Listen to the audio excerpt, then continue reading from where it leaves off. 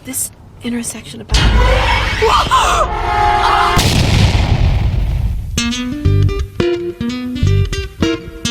Konnichiwa, genki desu ka? Yang artinya, halo, apa kabarnya? Semoga baik-baik aja. Balik lagi bareng gue Amang Boat dari Planet Namex. Kali ini Amang Boat bakal ngerangkum sebuah film yang berjudul Shutter.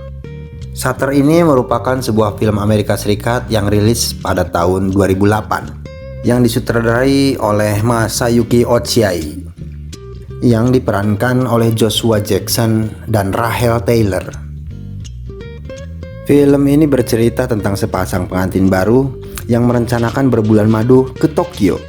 Namun di perjalanan, sang istri menabrak seseorang, hingga akhirnya kehidupan mereka nggak baik-baik aja. Simak terus rangkumannya. Bagi kalian yang belum pipis, silahkan pipis dulu dan jangan lupa tekan tombol flashnya biar nggak bau pesing.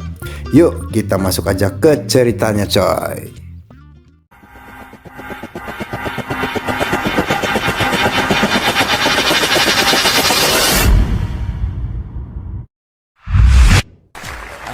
So anyway, thank you all so much for being here. Kisah akan berawal dari sebuah resepsi pernikahan Benjamin dan Jenny. Selesai resepsi, mereka berdua nampaknya sudah nggak tahan lagi, ingin segera merasakan cucus yang halal. Dengan mendokumentasikannya menggunakan sebuah kamera ladang kado dari salah satu teman dan sanak saudaranya. Di sana Ben bilang sama bininya, gue udah bikinin password untuk kita pergi ke Jepang. First stamp in your new passport is going to be Japan. How cool is that? Pesawat landing dan kini mereka berdua sudah berada di negeri kakek Sugiono, sang legendaris. Di perjalanan mereka sempat menikmati indahnya lahan alami di negara Nippon. Tidak mau melewatkan keindahan tersebut, Jenny dan Ben menyempatkan selfie, lalu melanjutkan perjalanan. Saking jauhnya tujuan, malam pun tiba. Mereka melewati jalan yang sepi. Di sana terlihat Ben sedikit kelelahan sehingga Jenny yang harus menyetir. Namun, berhubung belum zamannya Google Maps, jadi mereka diriweuhkan oleh sebuah peta yang harus menyebabkan Jenny gagal fokus. Lalu tiba-tiba, Jenny menabrak seseorang hingga mobil mereka tergelincir.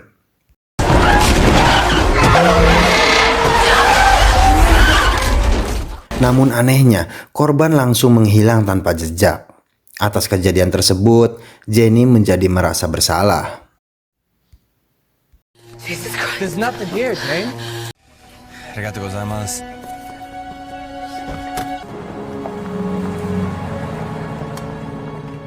Tibalah mereka di sebuah pondok untuk beristirahat sebelum mereka melanjutkan perjalanan ke Tokyo. Terlihat si Ben nampaknya kacetit akibat kecelakaan barusan. Keesokan paginya Jenny masih terlihat murung akibat kecelakaan semalam. Namun Ben meyakinkan semuanya will be okay honey. Mencoba menepi semua itu, mereka lanjut berfoto dengan background gunung yang sungguh luar biasa. Kayak es krim yang dikasih topping mayones gitu. You want to press the button?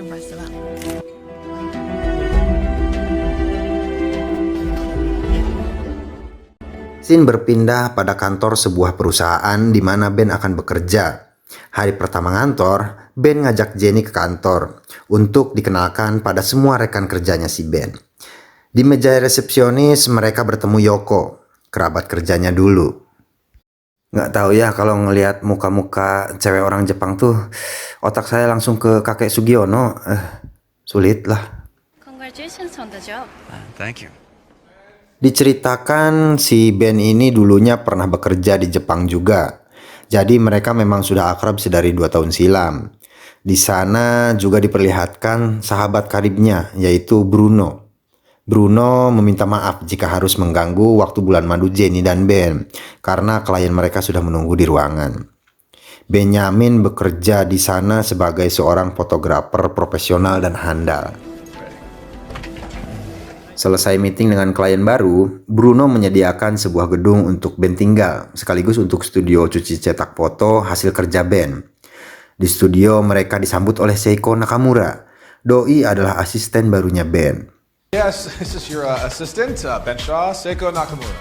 Setelah menunjukkan semua fasilitas yang Bruno kasih, Bruno pamit untuk kembali bekerja dan berpesan, jangan lupa ntar malam makan malam bareng si Adam. Don't forget, dinner with Adam. Sounds good to me. Jenny bahagia banget dapat pengalaman baru hidup bersama Ben. Saking bahagianya, mereka pun kembali cucus.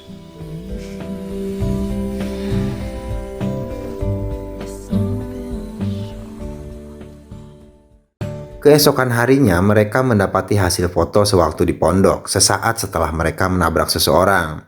Tidak diduga hasil jepretan mereka terdapat siluet putih di salah satu foto mereka. Menurut Ben, mungkin itu cuman pinggiran filmnya doang yang rusak. Tapi kalau gitu, kenapa banyak banget, kata si Jenny. Ben kembali bekerja dan Jenny memilih berjalan-jalan, menikmati harinya di negeri kakek Sugiono. Sepulang menikmati hari pertamanya jalan-jalan di negeri kakek Sugiono, Jenny menunjukkan hasil jepretan sambil berkeliling kota tadi siang. Namun, hasil jepretan Jenny di kamera pocketnya juga terlihat siluet putih, sama seperti hasil jepretan Ben sewaktu di pondok. Seiko bilang kalau itu adalah potret hantu. Kenapa Seiko tahu? Karena mantan pacar Seiko adalah seorang yang bekerja di tabloid hantu sebagai fotografer juga. Seiko berjanji akan mengenalkannya pada sang mantan untuk sedikit mengobrol, menghilangkan rasa penasaran Jenny. Yeah, my ex-boyfriend works at a spirit photography magazine. Malam harinya, Ben dan Jenny makan malam bersama Adam. Ini congornya. Di sana Adam sudah bersama dengan Bruno. Diceritakan si Adam ini juga seorang fotografer model busana. Entah busana dalam atau busana yang disimpan. Jenny baru mengetahui kalau mereka bertiga adalah 3 serangkai, 3 sekawan dari Departemen Internasional. To get friends? That's right, 3 amigos of the International. You bring that pipe just perfect. Pada saat Ben melakukan pemotretan outdoor, Ben mulai merasa ada yang janggal. Namun Ben tidak menghiraukannya. Dan diperlihatkan punduk si Ben kacetit sewaktu kecelakaan di scene awal belum juga sembuh. Mungkin harus plus-plus pijit kali ya.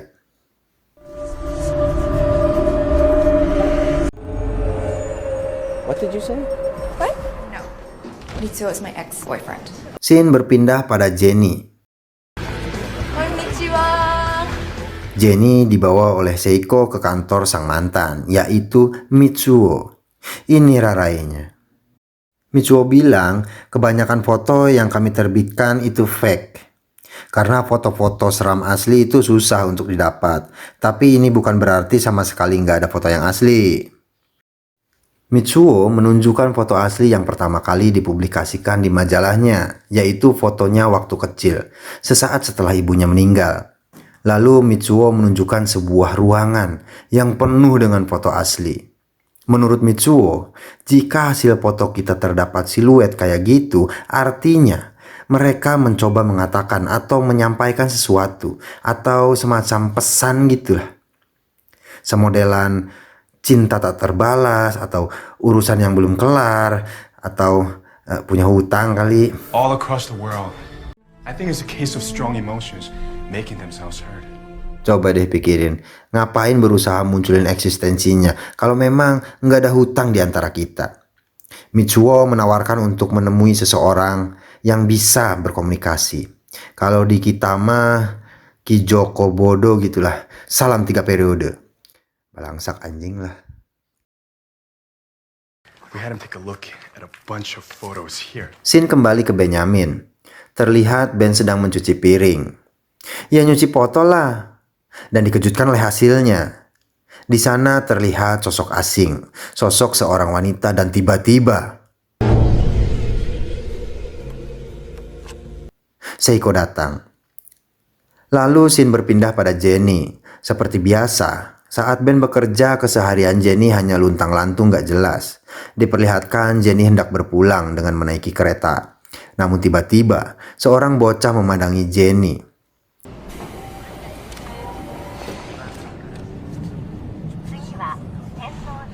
Lalu melirik ke arah belakang Jenny, seolah ada seseorang di belakang Jenny. Ternyata ada sosok terlihat di luar jendela kereta. Refleks Jenny pun histeris di dalam kereta.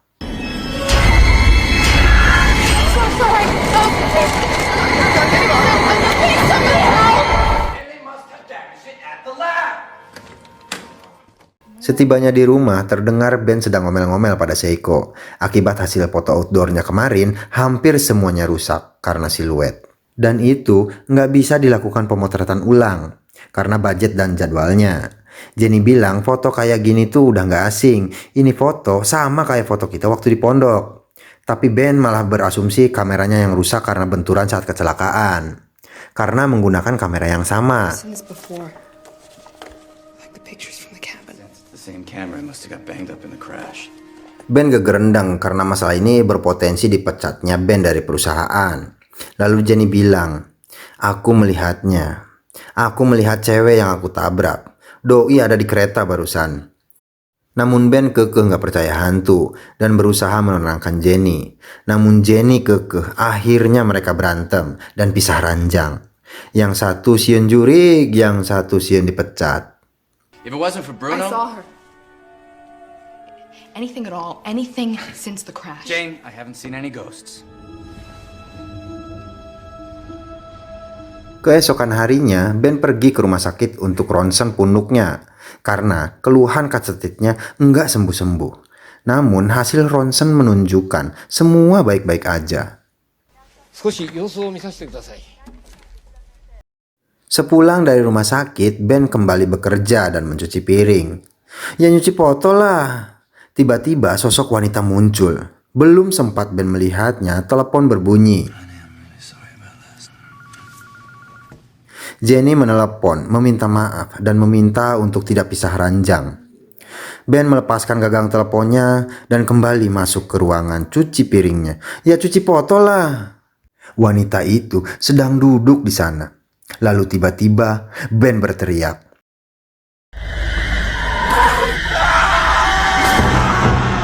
Mendengar teriakan Ben dari telepon, Jenny bergegas pulang dan menemukan Ben tertunduk di bangku dalam ruangan kosong. Dan Ben baik-baik aja.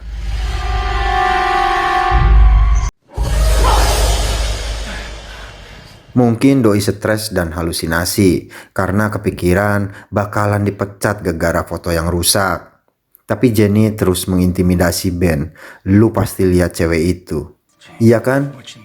Please, I need you. But all of your ruined photos. Akhirnya mereka berdua sepakat untuk menemui Tuan Murase. Ya yang kalau di kita mah Ki Joko Bodo. Salam 3 periode. Di sana Tuan Murase menjelaskan dengan teori-teori yang dia pelajari. Bahwa jurig itu muncul karena energinya kekal. Dan energi tersebut menyimpan sebuah amarah. Makanya kalau punya utang, buru-buru bayar biar nggak didatengin jurig. Lalu Jenny curhat sama Tuan Murase.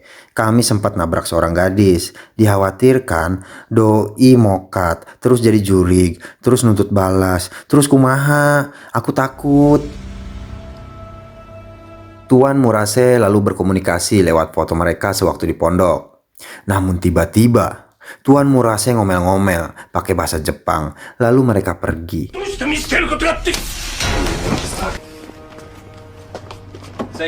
Sepulang dari rumah Tuan Murase, Ben langsung kembali bekerja dan Jenny kembali ke rumah.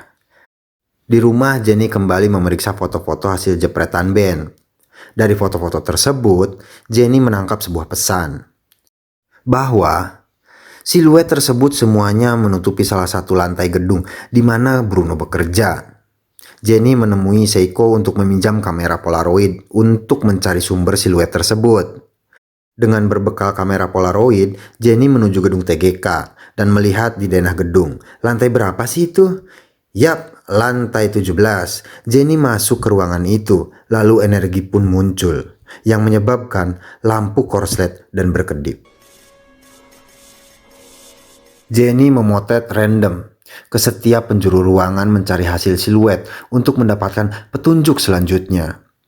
Tiba di sebuah ruang meeting dan Jenny menemukannya. Jenny berlari tiba-tiba. Pintu tertutup. Kemudian figura foto jatuh. Jenny mengambilnya dan ternyata itu foto cewek yang ditabrak. Di foto tersebut ternyata namanya Tanaka Megumi. Dan di balik figuranya tertulis nama fotografernya, yaitu Benjamin Shaw. Yang artinya ini ada hubungannya sama laki gue. Scene berpindah pada Ben. Seusai pemotretan, semua kru dan model pamit pulang.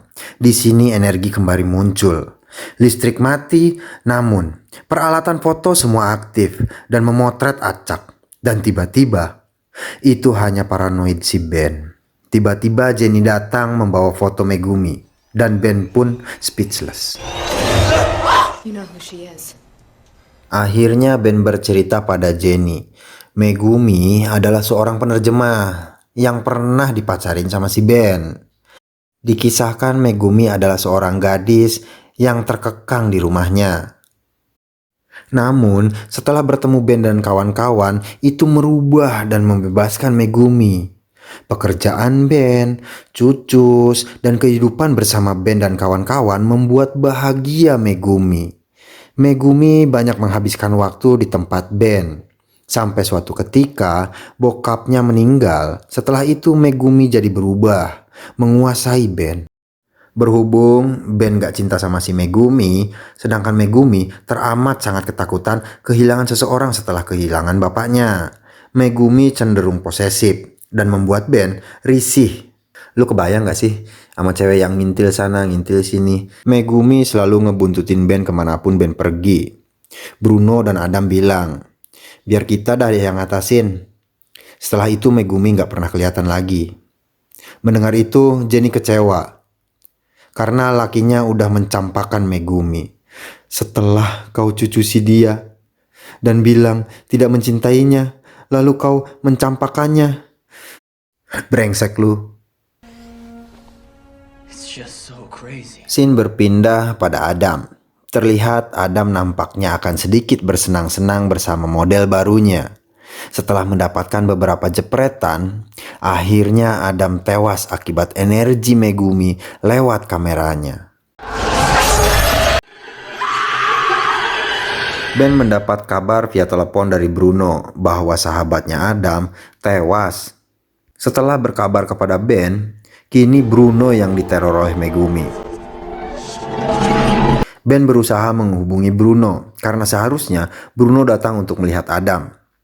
Di telepon Bruno tidak bicara sepatah kata pun. Dirasa mencurigakan, Ben dan Jenny mendatangi apartemennya. Nampaknya Bruno dirasuki oleh energi negatif. Sambil telanjang, Bruno berlari ke arah jendela dan melompat dari atas gedung, lalu tewas.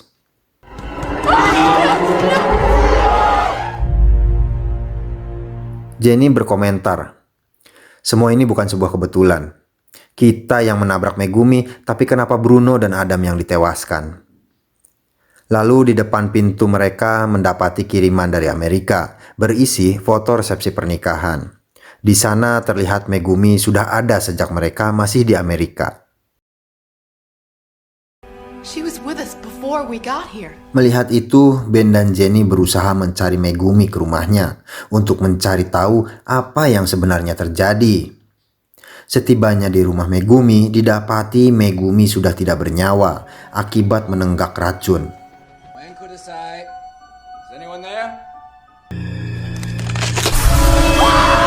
Racun berit, racun tumbila. Teboga duit, ngahutang heula. Mengetahui Megumi sudah tewas, mereka memutuskan untuk mengkremasi jenazahnya lalu berpulang ke Amerika. Malam harinya Ben diteror oleh Megumi. Beruntung Jenny keburu bangun. Melihat kondisi Ben, Jenny sompral. Lalu Jenny yang digulung oleh Megumi. Namun Jenny bilang, pergi lu, laki gue kagak cinta sama lu. Mendengar itu, Megumi sadar lalu pergi dan kecewa.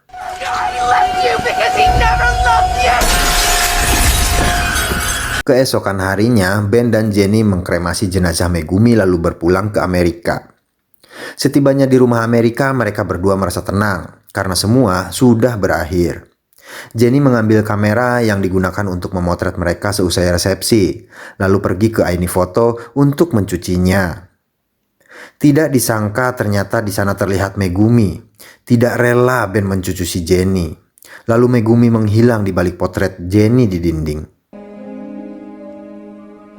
Jenny mencoba memeriksa dinding di balik potretnya, namun tidak menemukan apa-apa. Jenny masuk ke ruangan di balik potret lalu menemukan sebuah kamera, hadiah pemberian dari Megumi kepada Ben. Jenny kaget melihat isi dalam memori kamera digital tersebut. Merasa masalah sudah selesai, Ben Watados datang membawa seikat bunga dan hadiah kecil untuk Jenny. Dengan wajah bengisnya, Jenny mengunjukkan laptopnya yang berisi memori dari kamera pemberian Megumi. Ternyata isinya foto-foto Megumi yang sedang digangbang oleh Bruno dan Adam. Dan Ben lah yang menjadi kameramennya. Bangsat kan? Bangsat emang. Ben mencoba menjelaskan namun Jenny muak lalu menggampar Ben.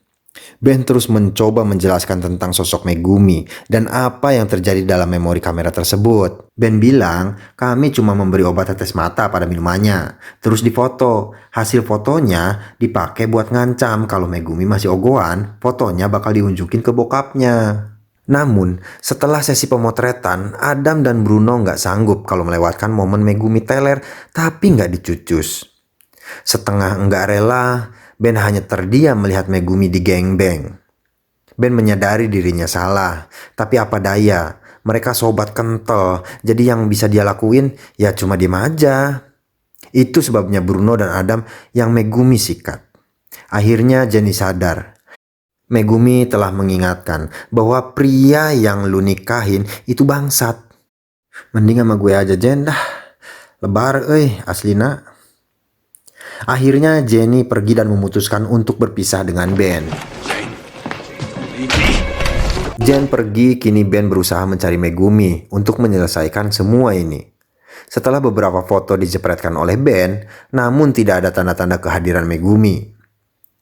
Ben ngadat dan melempar kamera polaroidnya, namun tiba-tiba kamera itu menjepret sendiri dan hasilnya Megumi selama ini selalu berada di punuk si Ben. Ternyata si Ben itu bukan kacetit, tapi kajepit selangkangannya si Megumi. Menyadari itu, Ben mencoba menempelkan lampu kamera pada lehernya dengan tujuan Megumi kesetrum dan pergi. Di akhir cerita diperlihatkan Ben berada di bangsal rumah sakit dengan bekas setruman dan terlihat depresi setengah gila. Ternyata Megumi masih menempel di sana dan film pun berakhir.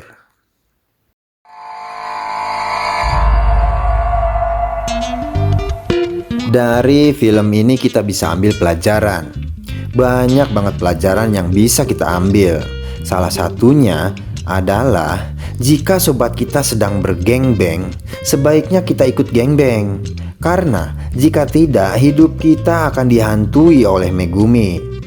Gue Amang buat balik dulu ke Namex karena Tuan Piccolo sudah menunggu untuk main golf. Baik-baik kalian di bumi, ingat, periode jangan dibanyak-banyakin. Amal baik dibanyakin mah, jangan periode. Ntar minggu depan gue balik lagi buat bawain rangkuman film lainnya. Sehat-sehat selalu, see you. It is out here.